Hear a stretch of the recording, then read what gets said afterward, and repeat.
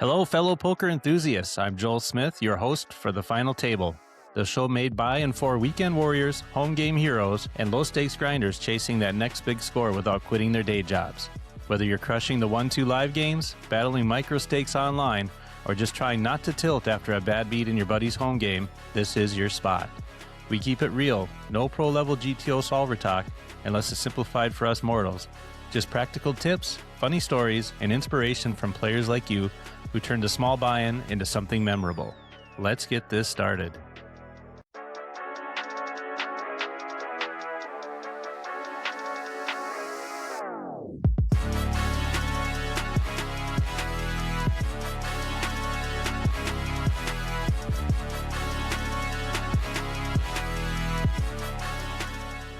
Welcome, everyone, and please welcome our guest, Jim Morgan. He's a local grinder from the state of Minnesota, here to share stories of his personal poker journey. Thanks for joining us, and how you doing, Jim? Hey, I'm doing great, Joel. Thanks for having me on here. You've been a great asset to the poker community for a long time up in northern Minnesota, Otter Tail County, and I'm happy to be on and help in your journey. Well, thanks so much, and thanks for the kind words. Let's get this started by having you tell us a little bit about yourself. Where are you from? Well, I grew up on a farm east of St. Paul in Woodbury when it was still a farming community. Of course, now there's the farm I grew up on is now a golf course, and there's thousands of people living there. But so I grew up in the cities, slowly moved west. We've had a lake home up in Otter Tail County since early 90s. And so that's now our permanent home. We also have another home, a second home, a townhome in the Twin Cities still, and that's where I'm right now. So How about family? family, I have a wife and a dog, and I've got a son who lives out in the state of Washington, and 3 grandkids, and his beautiful wife. And I get to see them not as much as I'd like to, since they live so far away, but they usually come up to the lake for a week in July, and we see them over Christmas and stuff. So Nice. still stay close. Yeah, that's great. And what do you do for a living? What do you do outside of poker? Well, I've had a couple of businesses. Right now, I'm 68, so I'm in the process trying to retire from my software job. I started a software company back in 1987. So I've been doing that for many years, where we did websites and basically a lot of things focused on a little known language called Clarion that has been good to me. But we've developed expert systems, and now we're in the process. Clarion's still a viable language, but the number of developers keeps dwindling. So a lot of times we help people get out of Clarion into other environments and move things into SQL databases. But so I basically handed over most of the company to my partner, and now I'm just doing that part-time and trying to get out. But we also have a campground up on the lake, Walker Lake Preserve. And so I run that campground, seasonal campground, May through September. And so that's my retirement job, if you will, because it's only 5 months a year and maybe 20 hours a week or something like that. And it keeps me out of debt anyway right now. And your campground, is it seasonals, or do you have like weekend stays? Well, if we don't fill out with seasonals, we do some weekends. We just added 14 more sites last fall, so now we got like 83 sites. And currently, we only have 6 vacancies for this year, but we rented out 6 this week, so I'm optimistic that we'll be full before the year. If we don't, then we might have a few. I like to keep 1 or 2 open for weekenders, because a lot of the seasonals like to bring up their family or friends or whatever, and they like to have a place to park. So it's nice to have, at least a couple open sites for a week, short-term stays. Yeah, I've been out there visiting you and some of your residents there, and you've got a great place there. Nice beach and family get-together area down by the lake, and yeah, it's really cool. How'd you first get introduced to playing cards, just general card games? Was it friends, family? Oh, family, friends. Yeah, I've been actually playing poker for Hold'em for over 50 years, and we kind of got into it early when I was a kid. We used to play a lot of cards with the family, 500. Of course, we start with goldfish and stuff, but we probably played, poker as a kid, penny, nickel, dime stuff, with my family friends. But even in high school, I remember when we were probably juniors in high school back in '75, some of our friends started doing hold'em tournaments, and the kind of the format we have now. You have buy-ins and stick. The blinds go up as you go along. So, and I've sponsored a number of poker tournaments throughout the years. So I've been doing poker on and off for a long time. My father, I mean, he's the stories are a little bit sketchy, but he says he used to make money playing bridge in college, and he Hmm. funded a lot of his college studies playing bridge. I mean, he was a good player, but he taught me how to count cards and analyze card strengths and do things like that. And since then, I've always been a very strong in math. So I look at things as probabilities. I mean, a lot of people look at poker as luck, and there is certainly an element of luck involved, but I always look at it, the long run, and look at the statistics and look at the probabilities and and private odds. And so I'm pretty good at math and looking at hand strengths and be able to say, well, I got an 80% chance of winning here. This is where I get my money in. And so I always look at that and look at a poker hand from a business perspective. Is this a solid investment? Should I invest in this poker hand or not? Or is this a loser and should I cut my losses and get out? And so I always tend to take that type of approach to the game, and I think it works fairly well for me. Do you do some studying as well, or is it just experience that's brought you to where you're at today? Well, both. Hmm. I probably got 20 poker books, and I've read those, and they help a lot. And these days with the GTO, I've studied GTO. I don't quite understand all of GTO, and I don't think you can apply GTO all the time, and especially when you're playing against recreational players. And you really got to play more exploitively. But yeah, I've read at least 20 books. I've gone on a lot of websites. There's pokercoaching.com and there's PeakGTO. And there's a number of sites. A lot of sites are they gear up to they give you like some kind of intro offer, stuff like that, and then they want you to pay a few $100 a year to join Hmm. their clubs. And I've never spent the money, but there's some sites like I think PeakGTO. You can go in and train on their website for free up to a point. They'll let you do maybe like 5 hands, post flop, and they'll analyze your hands, and you can go in and you can drill different scenarios, like pre flop, post flop, short stack, long stack, tournament, cash play, and stuff like that.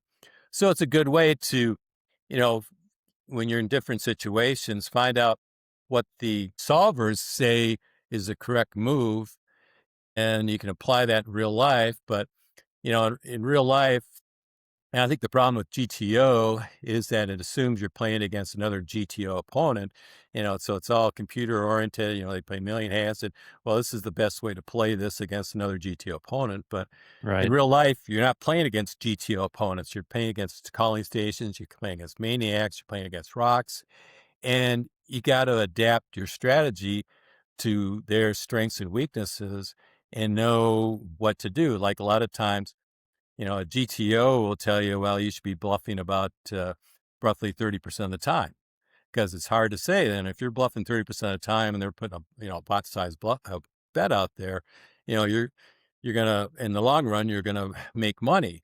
Um, but in real life, if you try to bluff somebody at calling station and they've got even a middle pair and they call you down to the river and they take your money away, you're not going to win. So you got to recognize who you're playing against and how to adapt your game to their situation.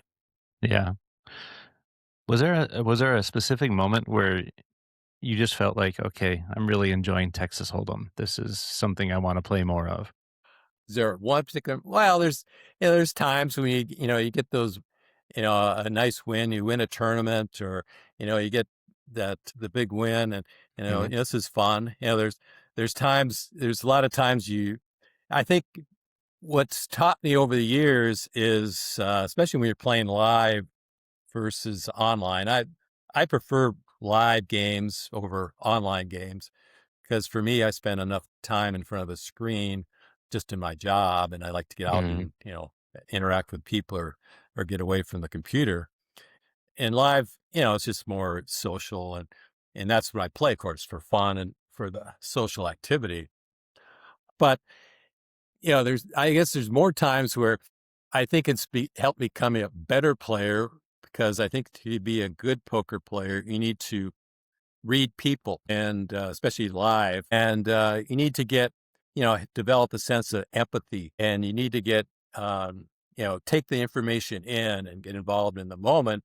And you can't be sitting there looking at your hands, saying, well, I got a pair of aces, I got to win, and just be focused on that. If they got two pair, they got a set or something like that. There's times where you got to, you know, quit thinking about your hand and think about what do they have. Mm-hmm. And, that's how you win, is by getting away from looking at your cards and paying attention to the other people and what they're representing and how they're reacting. And I think to become a better poker player, you need to make those big folds. And sometimes, you fold your two pair, your top pair, or even your sets when there's a flush out there, or the straight out there, and they're representing this, they probably got it. You got to let those good hands go away. And I've Mm-hmm. learned that lesson the hard way at times. There was a time I was playing a cash game in Vegas, and I was playing my normal tight aggressive game, and I had like Queen 10, and flop comes out King Jack, so I've got an open end, a straight draw, and I put a bet out there, and I get called, and an ace comes out, so I make my straight. And I think I'm a good poker face, and hide my feelings and stuff like that. So I put a bet out there, and the other guy who's been calling me, he folds. And then later on, he said he had a pair of aces. He was slow playing a pair of aces. He hits a set of aces. And I thought, I had perfectly concealed my hand and my strengths or whatever, but I Uh, must, I was playing like a rock or whatever. And I put a bet out there, and all of a sudden he folds his set, because he was convinced that I had the straight. mm, And that really kind of bothered me, because it's like, here I finally made a hand I should have been paid off. right. And I didn't get paid off. And so it's like, those moments like that, to me are like teaching moments, where it's like, what did I do that set him off? But I studied a little bit, and I was trying to think about back, but, a lot of good poker players are, the guys who make their money in Vegas, when they're playing against rec players, and all of a sudden they put up big bets, rec players don't often make the big bluffs. Mm-hmm. And, they're smart enough to just fold their good hands. Right. And I think that's one of the things you got to learn in poker is, when you got like an ace king or something like that, and I see a lot of people, they'll call you all the way to the river with ace king, and that's all they got. It's a good starting hand, but it doesn't mean you've got a winning hand, and you got to learn Yeah. to walk away from those. Well, outside of this podcast episode, I'll talk to you about that facial thing that you do. Like I'm just kidding. If You're, I've got a tell, I'd love to know it. I don't think you do. Well, I've read like 4 or 5 books on tells, and there's all kinds of different tells out there. Yeah. Timing tells and facial tics and nervous habits. With people actually say, look at their people's feet. Well, how can you see their feet when you're playing Mm, poker? There's all kinds of little things, and I studied it, and I try to minimize it. And I don't know how much it really helps. I mean, there are times when I'm playing live, I probably pick up 3 or 4 tells or more, during the course of a game, where it'll affect my play, but it's yeah, certainly not every time. sure. I think you hit the nail on the head. You have to have some recognition of some empathy with with the players, and trying to determine where they're at in their headspace that day that they're playing. Because I mean, we play with, as you know, up here, we play with the same group of people regularly at all of the locations that we play at. If you can get a little bit of a glimpse into how their day went or how their week has been going, you can a lot of times figure out how they're going to be playing that night and take advantage of some of those situations, I think. I don't, you recognize that too? All, all the time. And that's usually where I get in trouble, is like, I'm thinking about me and how I would play. And a lot of times I get floored. It's like, how did that person play those cards in that situation? Hmm. It's like, the other day, it's like, I think I had a pair of aces and I raise, and some guy calls me in the big blind, and the flop comes out just a bunch of rags. It's like 8-3-6. And I put another bet out. He calls, and another bet, and he calls, and it's like he turns over an 8-3, but he was in the big blind. And a Mm-hmm. lot of people will, they'll call any raise on the big blind with anything. And, he flops 2 pair and he beats me. And it's like, you got to be, don't think like don't think it like how would you play that hand, but how would they potentially play the hand? And if I get too caught up in how I would play a hand, that's when I lose money. When I think about their possibilities, then you win money. How do you handle the frustration in those types of situations? We all experience that often, where we just can't figure out why somebody played what they played. And if you're like me, there's probably been times you've been on the way home thinking, I think that's it. I'm done. I'm not playing anymore. How do you deal with that? I've gotten better about that.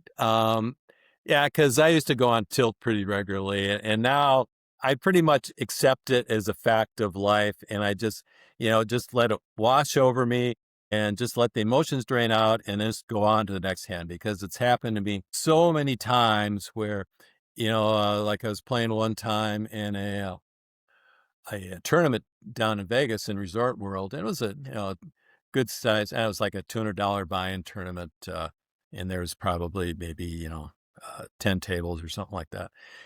And I was playing really well to start. I was probably the chip leader after the first 2 hours, and so I get dealt a pair of jacks, and I put out a raise, and some guy pushes all in on me. Well, at the time he had like about maybe a quarter of my stack, and I have jacks, so it's like I call him. He turns over a pair of eights. I go, great. I've got a 4-1 advantage over him or something like that. That's just almost should be a slam dunk. And so flop comes out like a 9-10 or something like that. I'm still ahead, and the 7 comes out on the turn and a 6 on the river. So he backdoors a straight on me. And which happens, it's like if I got an 80% chance of winning, 1 out of 5 times I'm going to lose, right? Mm-hmm. So, all right, so fine. I lose like about a quarter of my stack. And then like 45 minutes later, I'm still doing pretty good. I get a pair of aces, put out a raise again. Same guy goes all in on me. This time he doesn't quite have my same stack. He's got a little less than me. Mm-hmm. But I got a pair of aces. Of course, I'm going to call him with a pair of aces, right? Right. Turns over again, pair of eights. What happens? Same thing. Ugh. Flop comes out 9-10. He river, turn river. Ugh. He backdoors another straight on me. Uh, And all of a sudden now, I got like 3 big blinds left and I'm out of the tournament, like 4 hands later, but yeah. that's the way poker goes sometimes. That's so frustrating, though. You hate those moments, but there's other times where, you know, you'll go in and you're convinced you got the best hand and you turn over, say, a pair of queens, and the guy turns over a pair of aces, and it's like, oh God, I'm dead. I'm out of the Mm-hmm. tournament. And all of a sudden you spike a queen and you win. It's like, haha, I go Right. on and you go down. Yeah. Yeah. So you gotta take, remember those bad beats that win in your favor and not dwell on the bad beats that go against you. It really doesn't work that way. We all No, remember the hands we lost, not the ones that we got lucky on. yeah, I mean, I could tell you lots of bad beat stories, some are, they're just kind of funny. It's like I remember one time, I was playing it was a friendly poker tournament. It was like, we were playing somebody's garage. It was just like one table and 9 guys or whatever, Mhm. $20 in. We're just going to play a hold'em tournament to the end. So it's like the second hand of the tournament, I get a 7-2 on, and I'm in the big blind, and somebody puts out a min raise. And I normally would fold a 7-2 offsuit, but I decided to call him this time. And the flop comes out 7-7-2. This is the second hand of the tournament, right? Oh. And 7-7. So I flop a full house, right? Uh-huh. With my crappiest cards in poker. And but I'm in the big blind, so I check. And the guy who raised pre-flop, he goes all in. It's like, what are you going all in? There's only like, there's not that much in the pot to begin with. But of Mhm. course, you're going to call him. You got the nuts. And so, he grins and he turns over his aces like, it's a great Mhm. hand. It's like, okay, that's a good hand. And I turn on my full house. And it's like, sure enough, next card comes up at the ace. So all of a sudden, it's like, he hits his 2-outer Yep. for the win. Yep. And I'm out of the tournament, 2 hands into it. Mhm. Till the percentages are 100%, you don't have a win, right? You just Yeah, it's never like know what could come. no, it's like a lot of times, like I was saying earlier, most rec players don't have there's certainly people out there that are maniacs and they like throwing money around, Yeah. but most rec players they don't have it in them to make the big bluff, and when they go all in when it's seemingly for no reason, there's a pretty good chance they've got some kind of weird combination that maybe statistically you don't think they've got, but they've got it, and you're better off Yeah. just folding. Have you ever purposely slow rolled anybody? Oh, yeah. I mean, especially when I uh played so when I won the tournament at they got me the $10,000 prize from FPN, went over to play in Malta. So it was the Before we get too deep into that, let's talk about what you won there. So you won the winter season. I took down some notes here. You won the winter season championship online for FPN. right, 213 players back in May, and you got a $10,000 poker package, right? right. Okay, so decided to take that into a tournament in Malta, which I had to look up Malta. I don't even know where that is. So maybe you can describe where that's at. Yeah, the $10,000 poker package was supposed to be a ticket to the World Series in Vegas, World Series of Poker. That year, it just wasn't a good time for me to go to Vegas to play the World Series. Something I've always wanted to do, but the World Series they do it in early July, and then it could take like up to 2 weeks long. And I had already had plans, like my family's coming in from Washington for the 4th of July week, and I run a campground, and summers in Minnesota are short, and I don't like leaving Minnesota in July. And so there's a lot of reasons that, especially that year, it wasn't a good time to go to Vegas for the World Series. I hope to do it sometime in the future, but so I talked him into allowing me to use the money for a poker package. So the EPT, European Poker Tour, has different events, and they hadn't done one in Malta for a while. So Malta is an island in the middle of the Mediterranean. So if you went off the toe of Italy, there's Sicily, and then there's Malta. It's kind of in the middle of the Mediterranean there. It's a smallish island. I know it's like about 20 miles across, something like that. But they're, a country that's got a lot of history. It's like Napoleon was there, and the French had it for a while, and the British ran it for a while. So, but it's a interesting destination. It's got a nice climate. We were there in October, so it's very mild climate. It's like 60 degrees at night, 80 degrees during the day. So it's nice to be outside and very Mhm. sunny. Don't get a lot of rain. Very pleasant. It's an old town, a lot of history. There's castles and forts and all kinds of interesting things to see there. So they've got a few casinos in Malta. Nothing compared to Vegas or anything like that, but it'd be like a medium-sized casino in downtown, a couple smaller casinos outside. But when the EPT comes in, they bring in, oh, I think they had like 400 tables set up in there. So they run a main event, which is about $6,500 entry fee, and they run like 4 flights, and it's like about a week-long tournament. If you want to play the main event during that 10 days or whatever they're in Malta, I elected to play one of the smaller events. Was a bounty event. I did fairly well. It was like that was a 2-day event where it's like we got through the first day, then you get a bounty chip, and the people who made the second day could get a bounty. But the eventual winner of the tournament, I think, won about $250,000 or something like that. And if you made the final table, you made at least 20 grand or something like that. Mhm. So so I played that, and there's probably in that tournament, there's probably about 200-300 players.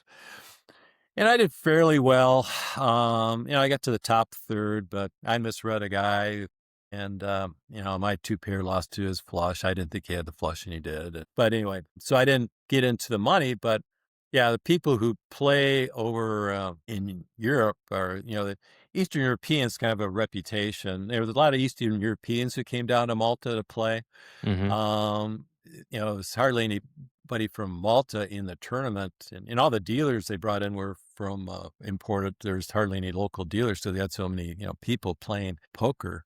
But there's people from Italy and Great Britain and Germany and Czechs and Hungarians and whatever in there. But English was very widely spoken in Malta because the Brits ran Malta for many years, and they had Hmm. some European schools. A lot of people from Europe go down to Malta to learn how to speak English. So there's a lot of young people in Malta learning English and stuff like that. But the Europeans, the poker style there, they play a very, especially the Eastern Europeans, they play a very, I think it's GTO oriented poker. And, before I went over there, I studied GTO pretty hard. I went to the websites and tried to spend about 20 minutes a day or whatever training on the different GTO situations and apply that.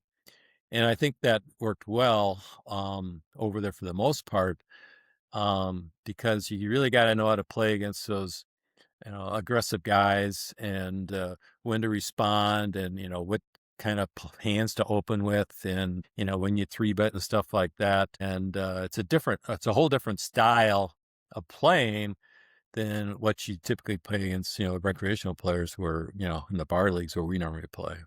Uh-huh. I had a podcast episode with Wayne Warner that went over to Slovakia and, kind of the Eastern European playing style. And he said it was challenging. Everybody was uber aggressive, he said. Yeah, but I mean that's the thing. You got to learn how to use that aggression against them. And when people are playing, exploitively, when you play exploitive poker, then that makes you exploitable. Hmm. And so I my preferred playing style is as a tight aggressive, but I tend to be more of a rock than a maniac. And in people, if I was trying to play the card, like, hey, I was one of the few Americans playing over there. Hmm. I think I only met, there's a couple of thousand people playing. I think I only met like 2 or 3 other Americans who were playing in Malta. And so I was playing the red card and trying to establish that as a table image. And so a lot of these super aggressive guys, the way you beat them is, you play dumb and passive, you show weakness, and you got the nuts, and then they bet into you, and you just take their money. And that worked well for me, but problem with that type of play is sometimes you got to get the cards, and you're sitting there waiting for a hand, waiting for a hand, waiting for a hand, waiting to hit. And if you don't hit, then it's hard. But sometimes, but when those situations come, you can pull out some big bluffs, and if they're Hmm. convinced you're a rec player and he never bets unless he has it, then they're going to fold to you. So um you just gotta play your table image and see how it goes.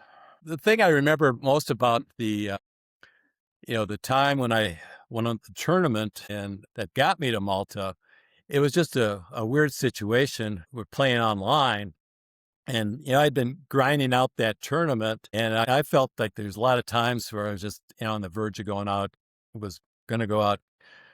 And then finally toward the end, I hit a few cards, and I, doubled up, had a couple races where I won the races and I doubled up. So, we got to the final table because, that winter tournament, I think like the top, I think maybe it was top 10 places got a stack into the Vegas tournament, and the top, 5 places got some money, and, the winner got the $10,000. So, um, I needed one more stack to go to Vegas. So I was happy to make the top 10. And then, Hmm. but then I hit some cards. So all of a sudden, when I got to the final table, there was one guy who just had like over half the chips at the table, Hmm.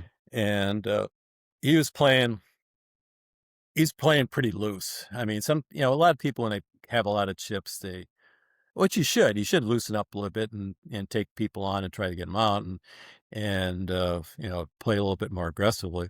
But this guy was playing like, every hand type of thing. And, so it got to a point where I was, I won few hands. So I was like now in second place. He had like maybe a million chips, and I had like about 300,000 chips. And so I was in the big blind. I think an ace 7. and he's to the left of me, the chip leader. And so he raises, a pre-flop, does a min raise, and so I call with my ace-7. Flop comes out, it was like a 6-5-3 or something like that. So I've got like 2 overcards and a gut shot straight draw. And I'm not sure what he's got at, this point.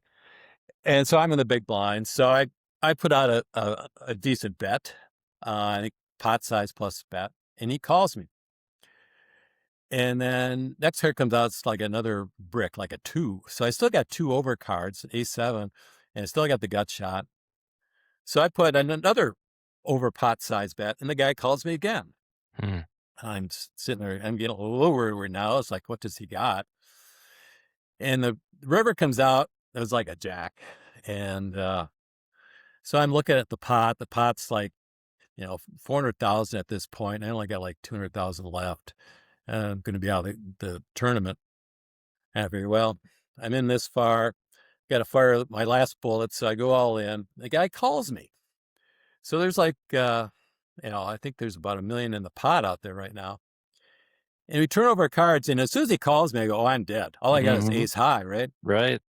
And turn over the cards, and all he's got is a king high. He's got a king 7. So wow. he's got, which kind of blew me away because everybody, the chat on the table was pretty quiet. And also, that was the weirdest hand I've ever seen. I mean, it's like, so also now, I go from, second place, and just I'm the chip leader with over 1 million chips, and he's got like 300,000 in chips left or something like that. And after that, it was just, mop up, and I won. But I guess one of the things I took away from that is like, if you think somebody's bluffing is one thing, but you got to have a bluff catcher. You got to have something that's going to beat the guy who's bluffing. And, a king high is not a bluff catcher in my mind, No. Boy, what was your table image to get that guy to call the whole way? That rock tight aggressive thing probably didn't apply right there. I don't think I bluff as much as people say I should bluff. I mean, if you look at GTO, if they say you should be bluffing, 30% of the time, it's like, I don't bluff nearly that much, especially the big bluffs. So, but, it's like, and if you're going to bluff, you don't bluff with pure air. Those are the riskiest types of bluff. You got to have something, at least, back, a gut shot, race draw, or maybe a couple overcards, or, you got some chance of winning. Yeah. Is your best bluffing opportunity. Right.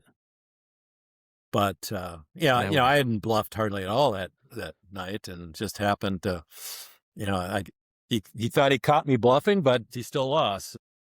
Yeah, that's pretty incredible.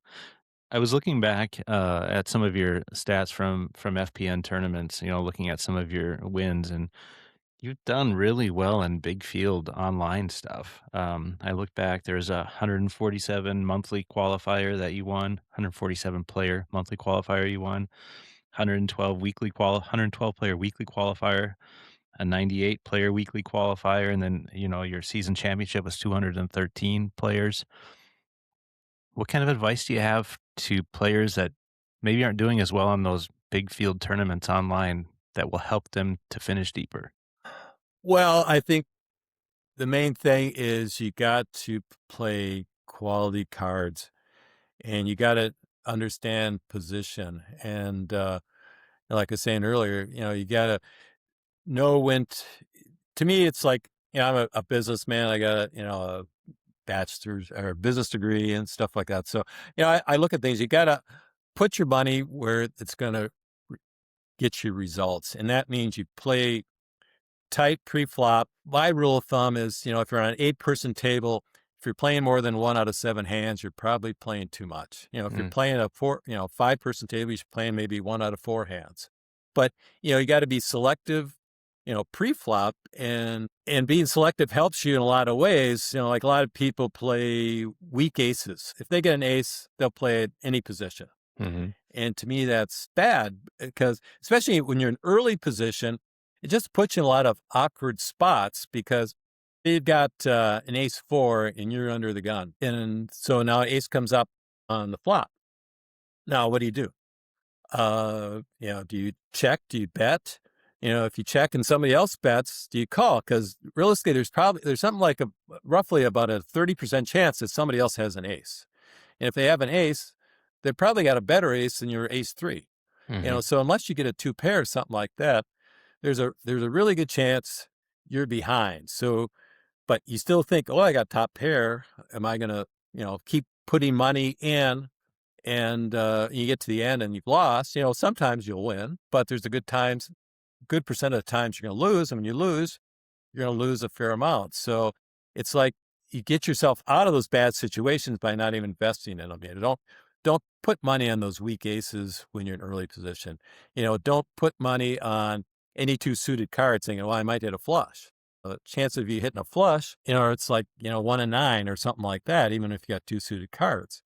So, Mm-hmm. especially in early position, you've got a couple weak suited cards, throw them away. If you got strong suited cards, maybe, but you got to play, especially when you're in early position, throw a lot of stuff away. When you're in a later position, then you get away with playing a lot more marginal hands. Mm-hmm. So you got to learn how the position on your table affects your starting position and how you bet. And so that's number one, start with quality and start with position. Mm-hmm. And then I think where a lot of people, I think, so that's one of my strengths, I think, is knowing, you know, and a lot of the online tools will help you know what hands work in what situation is the best. Mm-hmm. And the other thing I think that I do well, that again, because of my math background, I can look at hands and their probabilities. So when I get to the final table, and toward the end of when you're down and you got to look at your stack size, stack relative to the blinds. And when you're down under, well, especially when you're under, you only have 10 big blinds in your stack.